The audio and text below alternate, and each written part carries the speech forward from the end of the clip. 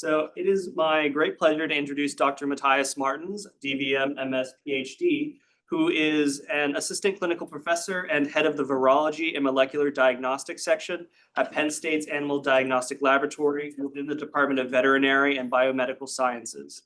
A veterinary virologist by training, Dr. Martins brings extensive expertise in viral pathogenesis, host-virus interactions, and the development of viral vector-based vaccines.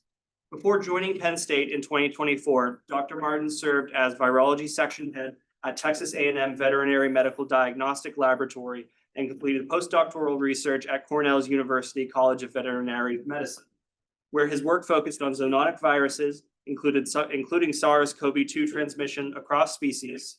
He earned his D.V.M, MS, and Ph.D. in veterinary medicine from the Federal University of Santa Maria, Brazil. Dr. Martins' research has been widely published in leading journals such as Nature, PNAS, and PLOS Pathogens, with over 2,000 citations. His work continues to bridge diagnostic virology, One Health, and translational vaccine research for the animal and public health protection. Right? Thank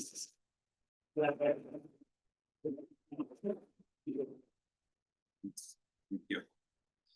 All right, great pleasure to be here talking about what we do at the Animal Diagnostic Lab and the research that we are doing. So I have just completed my first year with Penn State, so I'm really happy and excited to be here. The first disclaimer, I do not work with microbiome, but of course, my opinion might be biased, but I think we do cool stuff and important in terms of One Health and food security and helping with, especially as I'm passionate about the viruses and viral disease. So it's mainly what I'll be talking today. Viruses are part of the microbiome. You're good. So I'm good. Yeah, It's like microbiology. So Yeah, viruses are there. So Yeah. if we talk microbiology, we are talking about viruses. So Totally. you're good. So this is just the outline of my presentation. It's interesting that not everyone here at Penn State knows that we have a diagnostic laboratory for animal disease. And again, my bias, but it's super important for the industry, for human health, and in general economy. So this Animal Diagnostic Lab here at Penn State is part of the PADOS system, which is, there are other 2 labs and a 4th coming soon that are part of the system, and they are here to support animal health and human disease, just in terms of food security and of course, zoonotic disease. So the main focus is support Pennsylvania ag industry, and I will be talking about poultry because it's #1 ag product in Pennsylvania, and it's been one of my focus the last year. The virology and molecular diagnostic, which my area of the service and also research, how we do surveillance animal, and we care about animal health. I will be talking 3 examples of pandemic, emergence, and re-emergent disease affecting avian species, and of course a few remarks at the end. So for those that are not aware where the animal diagnostic is, so here is the AVBS building, and here is the stadium, and here is the Animal Diagnostic Lab. And I started last August with the Animal Diagnostic Lab and also with my research program. So I'm just starting my research program focused mainly on avian viruses. And I have a few examples how we are trying to combine what we are seeing in terms of what we receive at the diagnostic lab and how we are helping with One Health or animal disease. So the Animal Diagnostic Lab, we have all these sections, disciplines, which work together. So mainly, we receive carcass or bodies, and then the pathologists, they may do a necropsy and send tissues or swabs for any of these sections, look for viruses. And there is another section that is coming soon. My colleague, Dr. Bukisengi, so and his team, they are working on next generation sequencing as a diagnostic service. So we have many situations where these classical ways to do the diagnostic of disease, we sometimes still have questions even after using all the tools we have on our hands. but then in those cases, next generation sequencing may be helpful to try to get the diagnostics or even detect emergent pathogens. So we are part of the NOAA network. So the National Animal Health Laboratory Network, it's funded by USDA. So we have a well-established surveillance program for exotic disease, including avian influenza, which you might be aware that now it's a new situation with this disease infecting dairy cows. And I'll be talking about what we are doing to help with the surveillance program for HPAI in dairy cows in Pennsylvania. In other exotic disease, including African swine fever, classical swine fever, foot and mouth disease, we do diagnostic in any laboratory that is part of the network. We follow exactly the same protocols. So it's established by the National Veterinary Laboratory Service, and we'll need to complete a proficiency test. Anyone running any of these tests for exotic disease, they need to be trained and pass the PT, the proficiency test. So any of the exotic disease are tested by these laboratories, and it's how the USDA can also get the information for any new detection. At the time that we enter results in our LIMS system, LIMS, it's our laboratory information management system, it automatically messages the information to USDA. So they are in real time aware what is happening in each of the 50 states.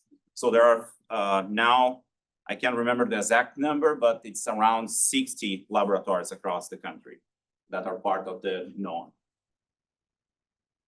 So here in Pennsylvania, the two main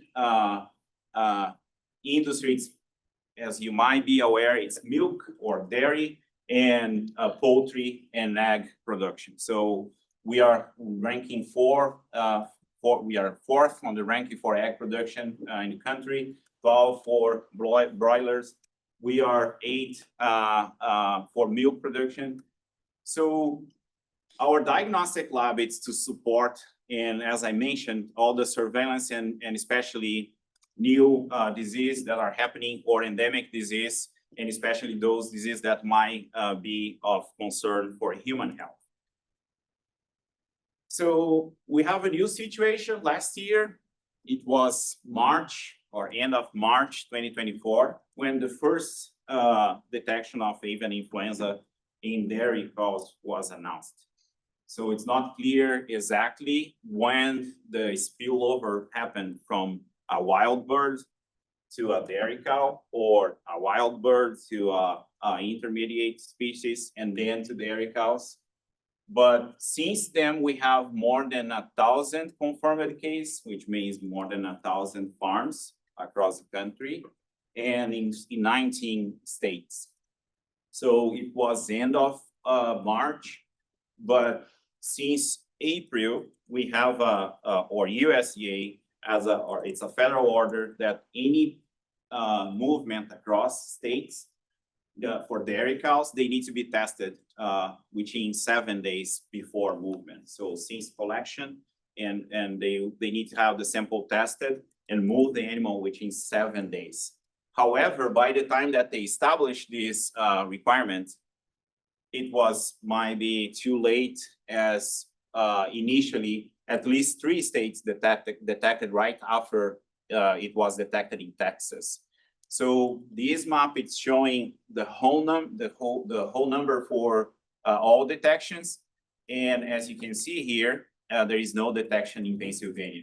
But we did see that Ohio, for example, was positive. So back in 2024, after investigation, it was confirmed that cows were moved from Texas to Ohio right after the first detection. It was also detected in Ohio, and it was based on sequencing results. It was showed that the virus detected in Ohio was almost the same as the virus detected in Texas. And the epidemiological investigations show that the animals were moved. It's like the same owner that had farms in Texas and Ohio say it was a surprise that how dairy cows are moved across the country.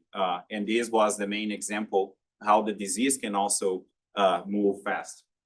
And of course, after the COVID-19 pandemic, it's pretty clear, especially for humans, if someone is infected here today, next morning might be in Europe or Asia. So the same microbiome, virus or bacteria, wherever might be there in a few hours. So we were not expecting that will be the same or similar situation for dairy cows, but it seems that that it's the case.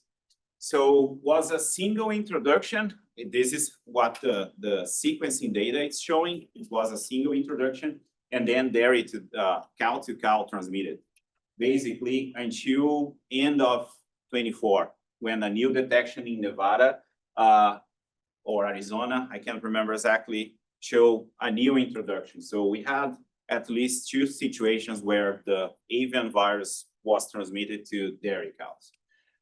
And this is something more recent. So from end of 24, USDA established a federal surveillance program, and they have 5 stages where they confirm or they give the status as free of virus, or for example, unaffected. And this is probably changing soon. If they don't have any detection, it's based on testing. So as you can see here, Pennsylvania, it's considered an unaffected state. And the reason we are labeled or we have the status of unaffected, it's because Pennsylvania Department of Agriculture, end of last year, end of November, we start testing milk samples across the state. So until end of the last year, it was only required the avian influenza testing on milk samples if the animals or products were being moved across states. But some states, including Pennsylvania, start their own program to test internally to make sure either if we have the virus or if the virus or if we are free. So by the time that the federal order was published, Pennsylvania had the program ready and starting. So based on the results that Pennsylvania program, USDA gave this status to our state. So basically, what the order has, it's any bulk milk tankers that it's being transported across the state internally or across the board need to be tested initially every 2 weeks. So we had an estimate number of 4,500 farms or dairy farms in Pennsylvania. So it gives us every cycle of 2 weeks about 1,500 samples. So any bulk tank needs to collect a sample and send to the lab. And this test was 95% of these samples were tested here at Penn State, ADL. So we have now tested about or over 30,000 samples and no detection to date on, of course, milk samples. We are not talking on avian detections. We do have avian detections, and this first semester of this year was busy for our laboratory, or all 3 laboratories part of the paddle system, just because we had at least 21 or 22 detections, like different farms detecting HPAI. That was basically a transmission from wild birds to poultry. So since August, it was updated. So based on the status of free, and after many discussions, was decided that the requirement was moved from 2 weeks to once a month. So every tank still testing samples or have samples tested once a month, and we are now testing around 1,200 samples every month here at the ADL. So here are the numbers. If you look back for the last 30 days, and unfortunately, this is outdated. So this is from last evening, but late yesterday, we got the confirmation. We have a case in Pennsylvania confirmed last night. So we are now, or PDA, USDA are now establishing a control zone around the farm that tested positive, that broke.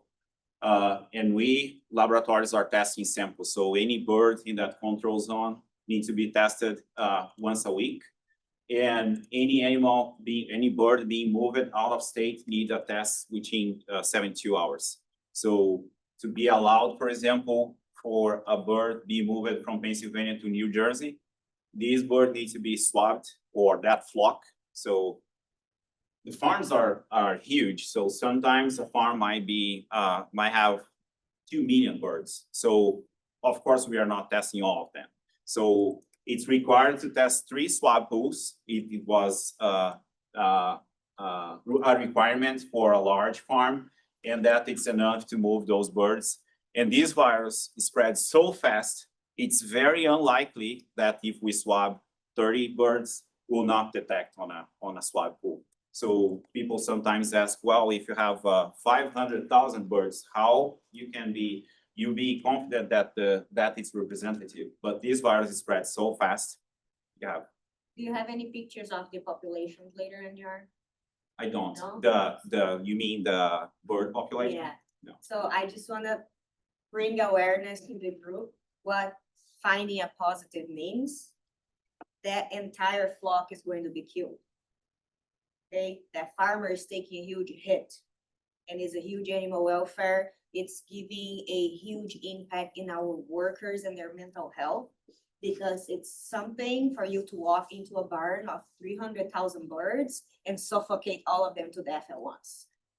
So that highlights the importance of Mathias's work and why your eggs were $5 a dozen a little while ago. Okay. Thanks, Mathias. Sorry for Yeah, no, I don't think people realize how. Yeah, that it's a huge problem. It's not, so at the end, we might see the egg price going up, but it's much more than that. So just the last 30 days, so this is the data for 30 days. I don't like the word, but sometimes we use 4.4 million birds were destroyed, because basically it's what, if a farm, doesn't matter if it's 3,000 birds, if it's 3 million birds, they will all be killed. So Related to this discussion, who bears the burden of replacing those birds, the financial costs and the mechanism? So there is a federal program that they have established, depends of course which type of animal we are talking, different price will be covered. But at the same time, for example, for eggs, and this is the reason why the egg price went up, it takes time. It's at least 18, 20 weeks to start production. So it's the last time I saw the information, we were more than a year behind in terms of replacing all these players that we lost with HPAI this year. And there is a lot of things that the farmers need to have in check to be able to get their money. They need to have like security plans, like there's all this process that needs to happen to make sure they're not being sloppy and then letting their birds die. They need to prove that they did everything that they could do right to be able to get the money. Yeah, and it started at the end of 22, like this specific strain that it's circulating.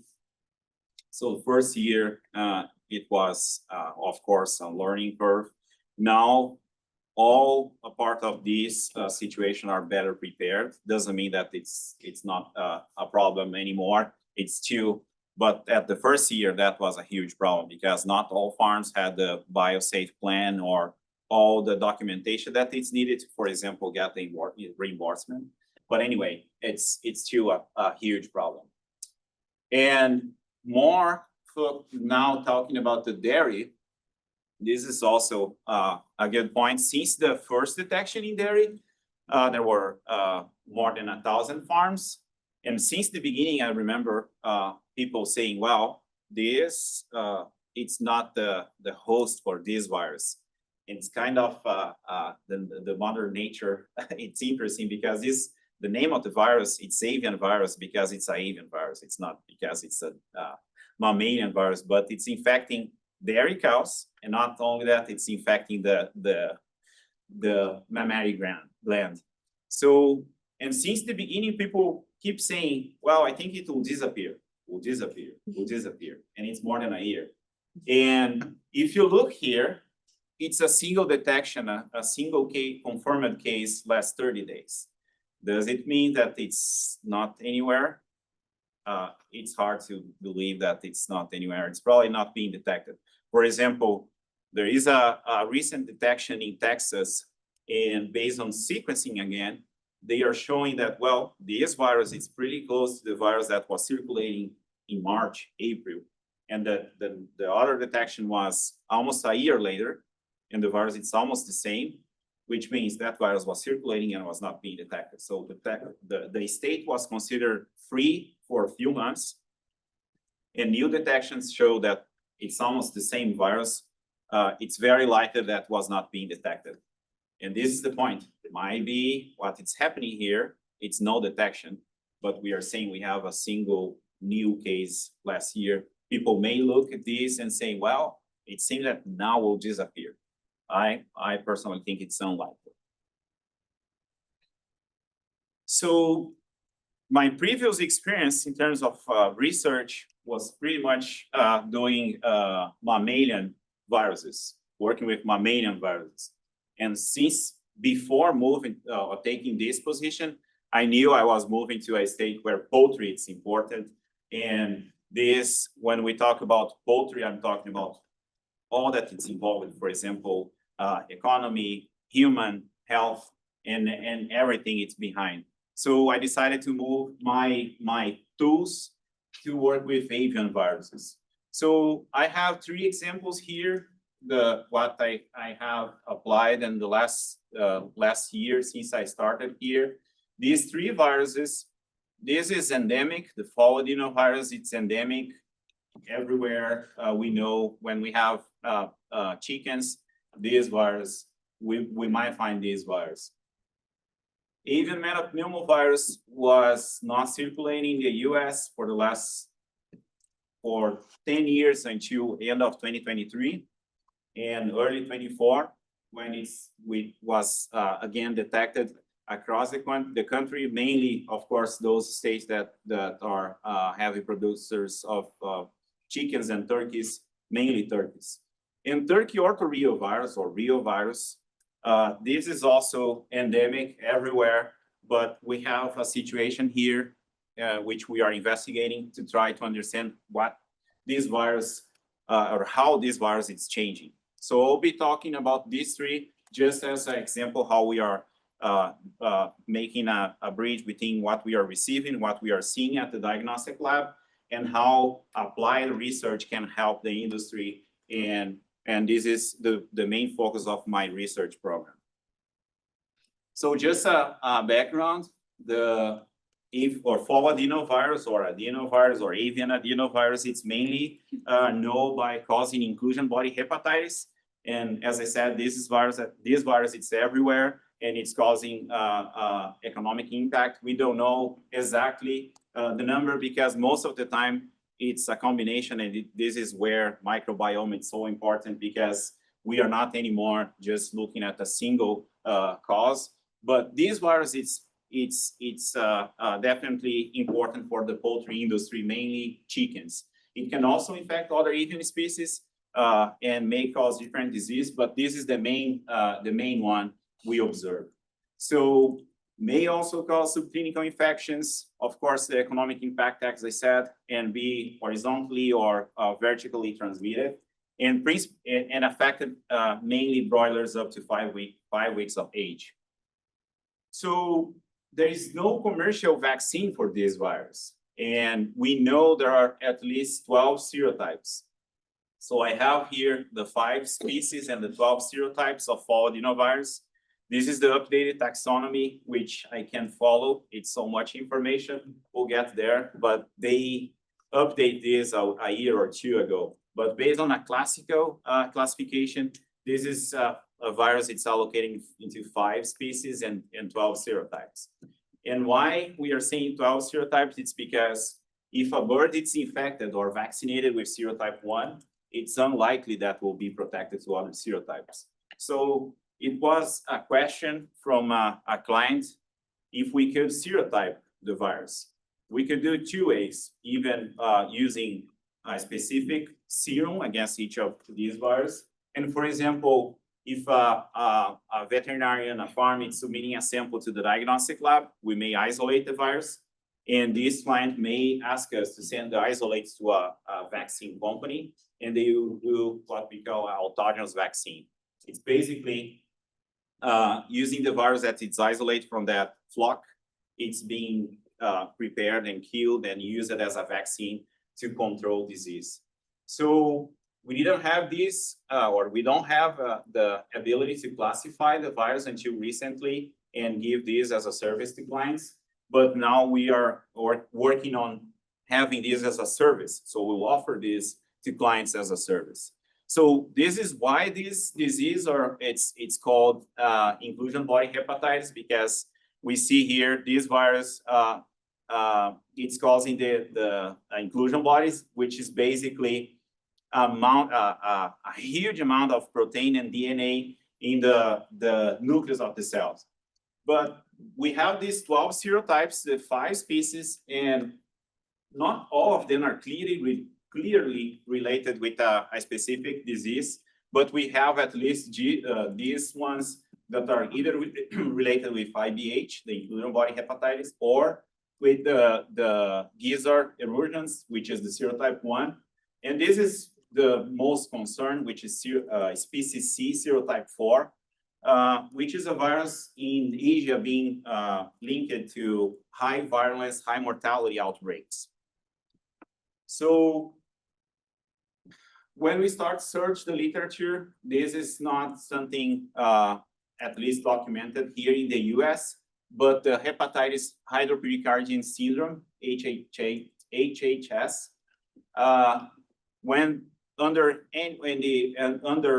experimental infection, we see like even different age of these birds, will observe high mortality. And it's the same thing observed when it's a natural outbreak of this serotype or species C serotype 4 virus. This is a map, as you can see. This is outdated, so almost 10 years now, but there is no documentation of this virus, the serotypes 4, causing disease in the US, with a single detection in a backyard back in California in 2021. So when we start working on this, we selected, and this is where I see the applied research I was talking earlier. So we have archive samples, we have isolates. So we have more than 100 isolates where we can work on them. And in this case, we are going back to our archive samples and try to classify them and have a better idea what is going on. So it's a work that we are doing for 2 reasons. One is to establish the capacity to serotype viruses to our clients, ADL clients, and also have a better idea, and we might be missing. So as I mentioned, this virus not being detected in commercial operations in the US. So basically, it's how we process samples at the ADL. So a client may send us birds or samples, tissues, and we'll process and isolate the virus. And the next step after validating this will be classifying and giving this information back to clients. So there is a well-established way to classify this virus, and we can do this basically with a short sequence. This is the easiest and fast way to classify these viruses, and this is what we have been doing, and it's our plan to offer to our clients. But we are doing something more extensive just to get a better information. It's being documented in Asia mainly, that this virus, even it's a DNA virus, which we don't expect as frequent as seeing mutations for RNA virus and recombinations, but in Asia, it's being documented recombinations for this virus, and we can also observe co-infections. So this is an ongoing work. It's being the whole genome sequencing, it's being done by Dr. Bukasengi and his group as part of the validation. And we have our preliminary data showing for these 46 samples, 46 isolates, we sequence using the partial sequencing gene, Sanger sequencing and the whole genome sequencing. They agree. So basically, it's a way to make sure that we are offering this service based on the fragment sequencing as a service to our clients. So the next step will be do a phylogenetic analysis and better look into this virus to make sure we are not seeing any either recombination or missing any co-infections, which is probably the downside of using the Sanger sequencing for this virus. So basically, with the preliminary data, we are seeing that we have all 5. So we have all 5 fall adenovirus species in Pennsylvania. So we selected samples, isolates from the last 10 years, and we have at least 7 of the serotypes known. So out of the 12, we have 7 at least circulating in Pennsylvania. And we know, which was a surprise, the detection of serotype 4. It's not being documented and might be being missed by the veterinarians, because most of the time they focus on the VIH, so the inclusion body hepatitis, which is mainly caused by serotype 8 and 11. And in this case, we are seeing that this is the main serotype circulating in Pennsylvania poultry industry. So as I mentioned, I was not expecting the detection of this virus just because I know that other states, they have been doing this, the surveillance for fall adenovirus, but not documented the detection of serotype 4. And this is of a concern, again, for several reasons, including the potential recombinations and also what is being documented in not only Europe, in Asia. This is a single report that we could find that it's a detection in a backyard flock in California in 2021.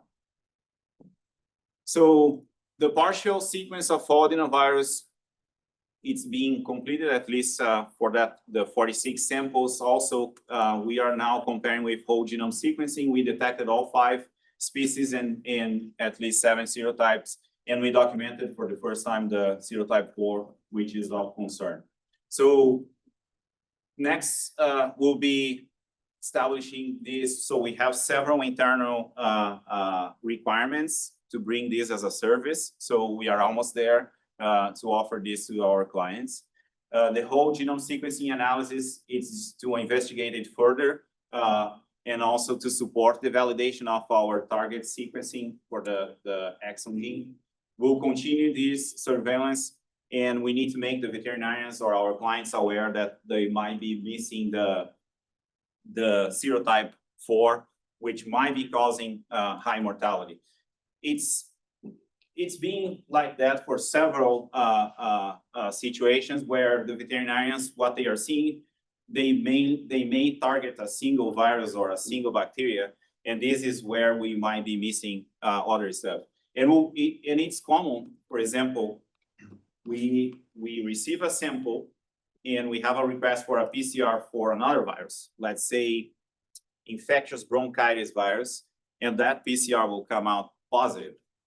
And we'll go back to that result, and that farm or that veterinarian will try to handle or to control infectious bronchitis virus, but not necessarily it's the only issue. So they might be missing, and they may give that outbreak to another virus and might be missing a high virulent strain, basically because they are not asking the lab to test for fall adenovirus, for example. So the second one that I mentioned that until recently, 2023, was not being detected in the US. And I don't think was not because it was not being tested. Basically, the virus was not here. So there are a few studies that they look archive sample, they couldn't find this. So basically the virus was introduced or reintroduced. So this is a re-emergence disease in late 2023. So we do offer PCR at the diagnostic lab. And this is a virus that, in my opinion, there are a lot to do, a lot to learn. since the reemergence of in 2023 in California, North Carolina. This is mainly the this is a virus that has 4 subtypes. Subtype C was detected in 96 and again in 2007, and fastly it really was specific outbreaks in a few states, and it was controlled. The subtype C, it's mainly observed in wildlife birds. So the other 2, the A and B, are the ones that infect mainly turkeys and may also infect chickens, but it's probably a larger problem for turkeys. And again, we are combining here classical methods, for example, trying to isolate the virus, and also based on PCR, we are moving to sequencing. So it's not clear the best way to isolate this virus. This is something that my lab is doing. It's comparing different matrix and trying to establish a protocol to isolate the virus. And the reason I personally think that it's still important isolating virus, it's for follow-up studies. So for example, it's our target for this one to do a pathogenesis and try to understand, for example, whether co-infections are needed for this virus.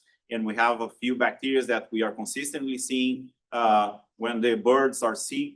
We have a detection of avian metapneumovirus, and we also have bacteria detection. And we are trying to understand whether it's needed or it's just there, part of the microbiome. So in this case, we have samples that are coming to our lab for PCR.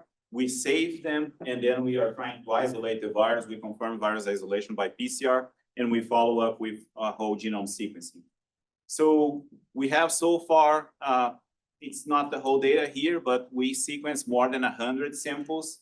And it's documented on the literature that the virus, it's pretty hard to isolate. I mean, we selected samples with CT value lower than 30, which is not a low viral concentration on the original sample. Basically, we receive oropharyngeal or tracheal swabs from birds that come to the lab for PCR testing. We take this and we inoculate chicken embryo eggs or cell lines.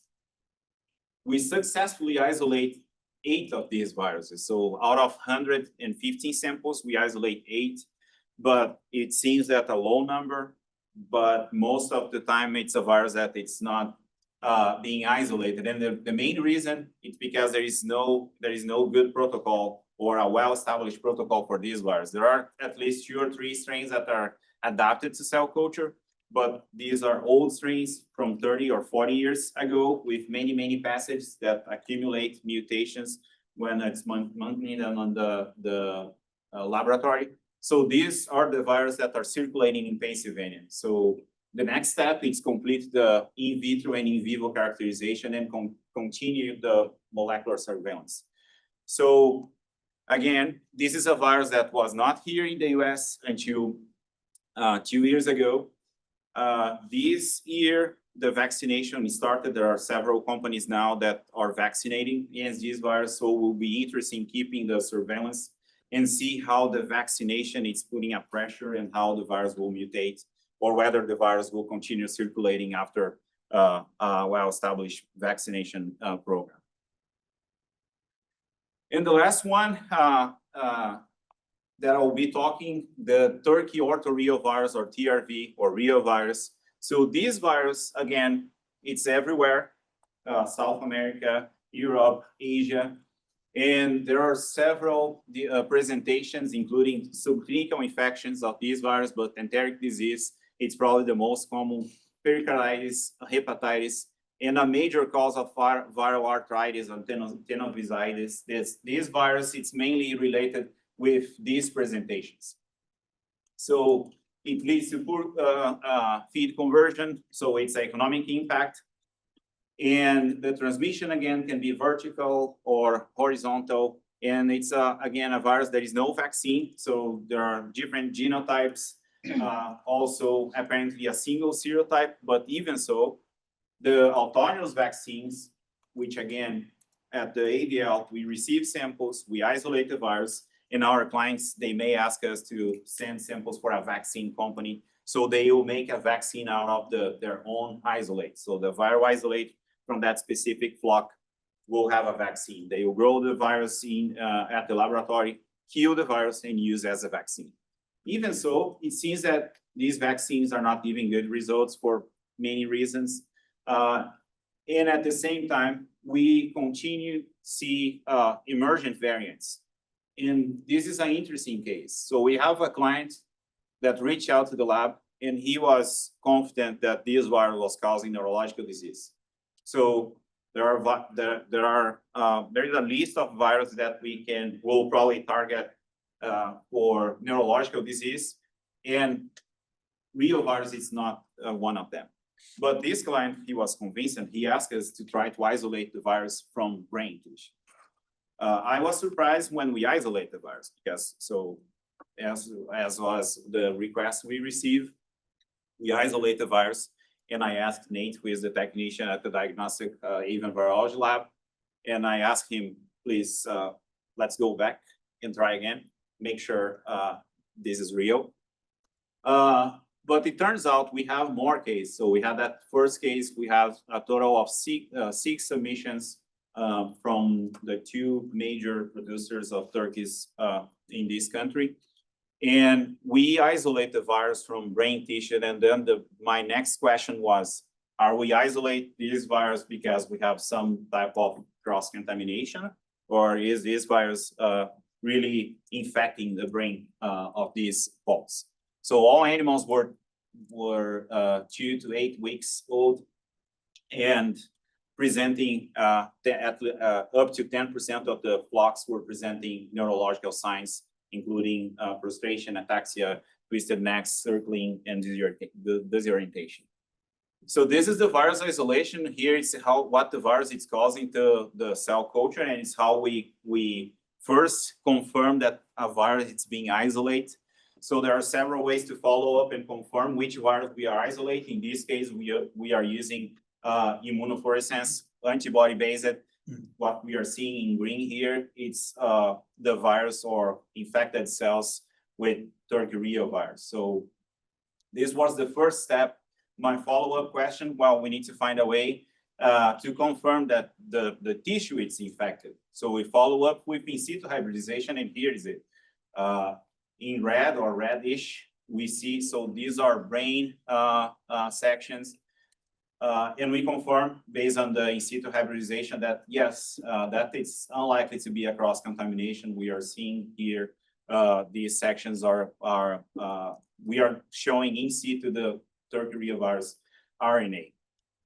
But as I mentioned, this virus, we know the tropism for other tissues. So my question now is it a super infection or it's a new variant that changed the tropism and now it's going to the brain of these turkeys? So we have detections, liver, also super infected, heart, which is not a surprise as this virus is being documented causing liver and heart disease, but it was a surprise. So there is a recent detection by PCR in Canada that poults presenting neurological signs were positive by PCR for this virus. So might be a new presentation. Now the question is this something new or something that was being missed for years? Is it a super infection? Is it a new virus? Is it a new variant? And this is what we are trying to answer with the follow-up investigation. So it also was combined by this intense inflammatory response we are observing here. So these are images provided by Dr. Kayla Neal from one of the pathologists at our lab. She worked closely with the industry. So it's from where the content and the information that our client had. Well, I know for sure that this is the virus causing this. So this is also sometimes the university or researchers or the diagnostic lab needs to pay attention what what it's being observed or the history coming out of the field observations. So it's intense. I don't have what look normal for, but I can, if you are not familiar, this is an intense inflammatory response. So we are combining all this information to try to understand better whether this is a new problem and what the follow-up will be on this. So we also have the sequencing for these viruses. So we have the whole genome sequencing for 6 of the isolates. So the S1 gene, so this is also that things start getting complicated. So this is a 10-segment genome virus. So most of the virus, it's a single segment. So this virus, it's 10 segments of genome. And each of them, they of course have their function. And this S1 segment, it's one of the main because this, it's what encodes the capsid protein. It's a spike-like protein that its major function, it's attaching to the cells and also for antibodies, for neutralizing antibodies. So we see they are not super related, all these 6 isolates, at least when we look at the S1 gene isolated. But if we look at the whole genome sequences, we see that they are really close. So the next question will be whether this is a new variant or if you see any molecular marker that we can correlate what we are seeing now in terms of emergent presentation.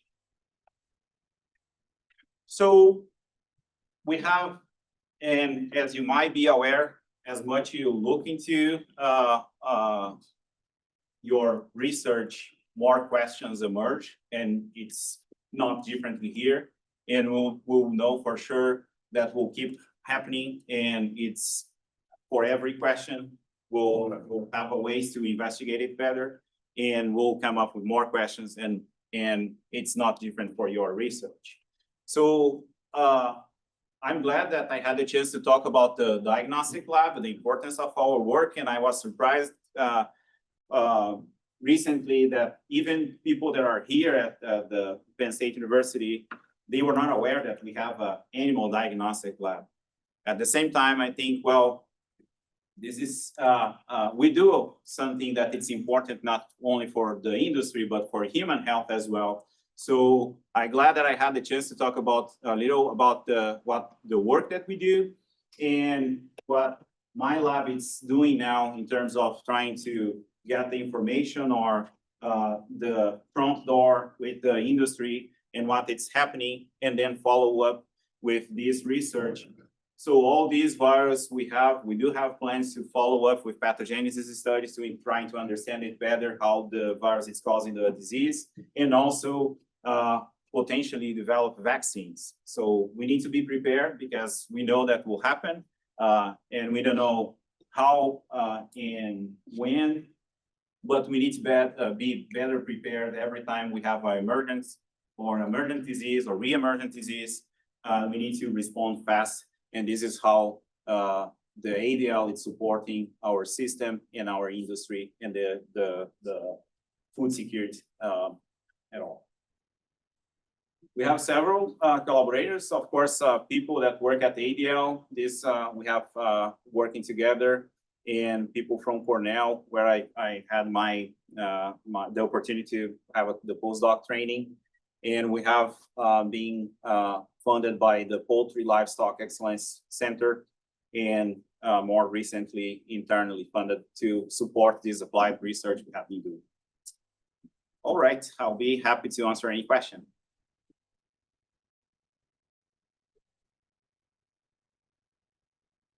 All right.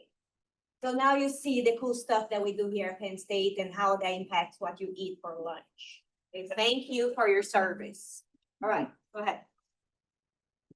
Yeah. And then, Gary will go there. Yeah, good talk.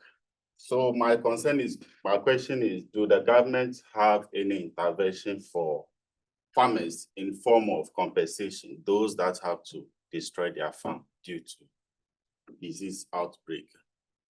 Yeah, so it's mainly high impact disease are covered by these programs. So for example, there is no program to cover fall adenovirus, even metapneumovirus or Turkey virus reimbursements. It's more the industry or farmers, they need to find a way to control the disease. But if we talk about high impact, it's hard to say. I also think that all the diseases I'm talking are high impact, but when I say high impact, I'm more thinking of to human risk, which is the case for HPAI. That's better controlled by the government. And there's more tools and help from state and federal sides. Yeah.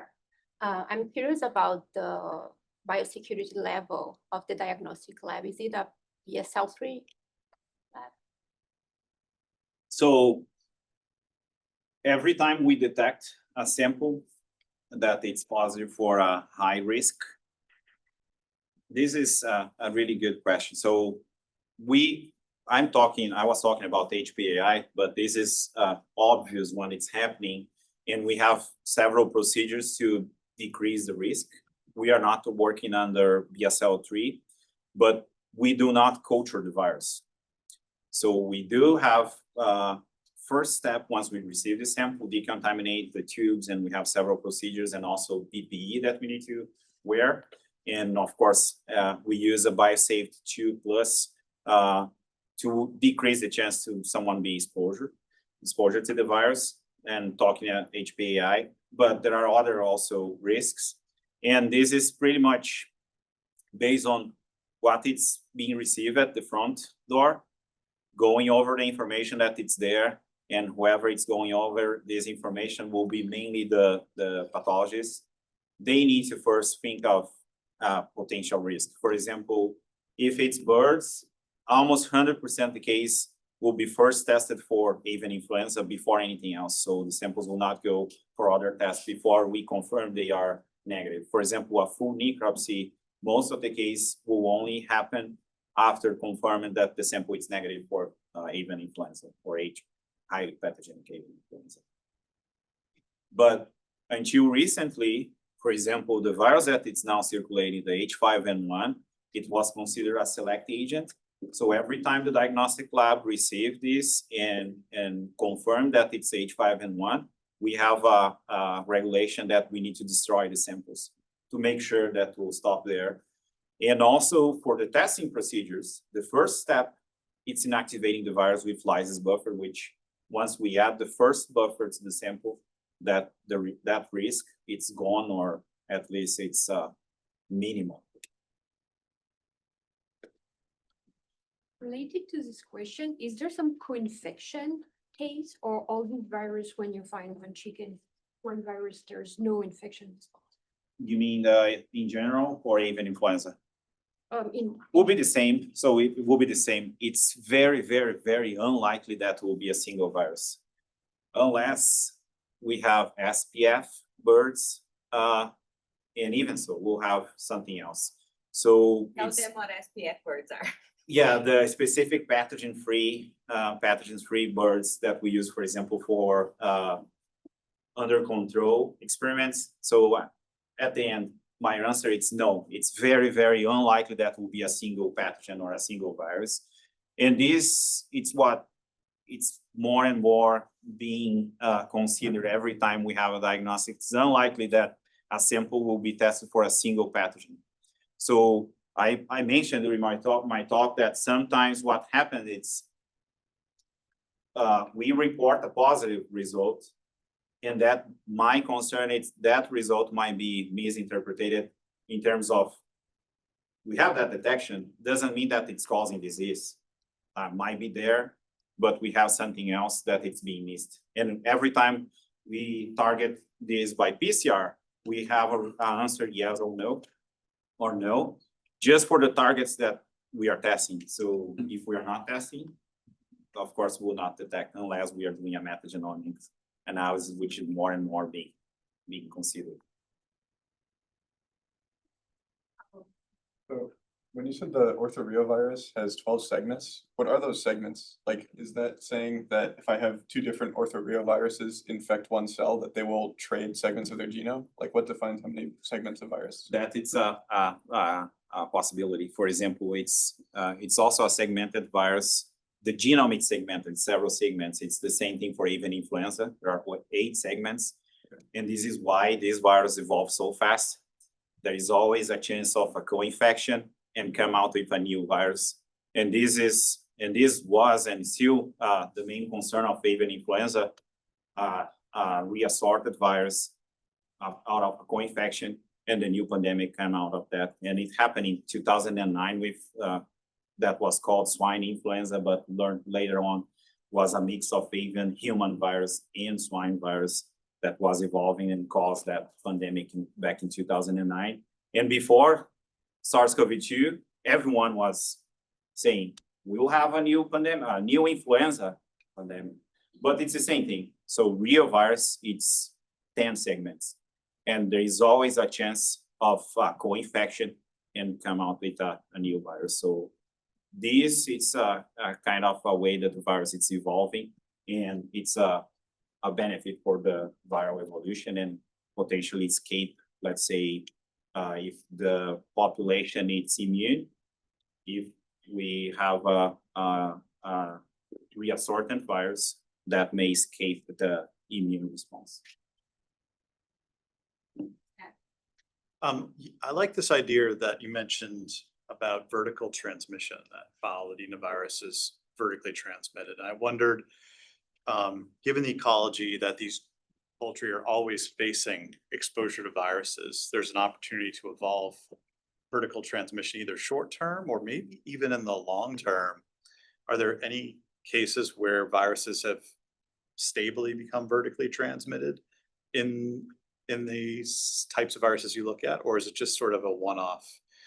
No, it's common actually, Okay. and it's part of the evolution because it's one of the most efficient way the virus to persist, Yeah. right? If it's vertical transmitted. Yeah. So, and at the same time, it's hard to control. Yeah. So this is most of at least the non-pathogen or pathogenic viruses, they are vertical transmitted. Okay. Yeah. So this is.